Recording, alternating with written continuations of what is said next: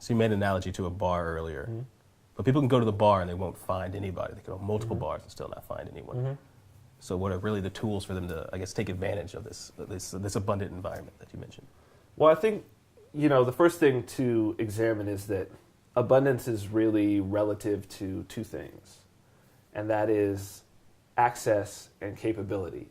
It's, with anything, if there's walls, even if there's an abundant amount of fish in a lake, as we were talking about, if there's walls all around the lake, it's going to be difficult to take advantage of that abundance. Mm-hmm. And if you get to the lake and you don't have a net, or your net is small, or your net is poorly made, then that's also going to mess you up, and that's your capability. So the first thing, though, the most important thing, is to say, I am in an abundant environment.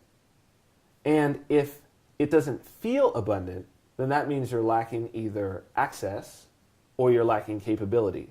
And that was, for me, the steps to take to say, well, how do I create access? I mean, in the bar analogy, it's just like, if you live in a town with no bars, you've already...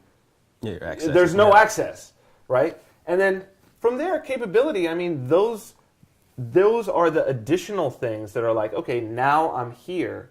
What are the additional steps that I can take to actually take full advantage of this abundance? What are the steps that I can take to actually build a net that's big enough and strong enough for me to have the capability to actually take advantage of the abundance that I know to be there?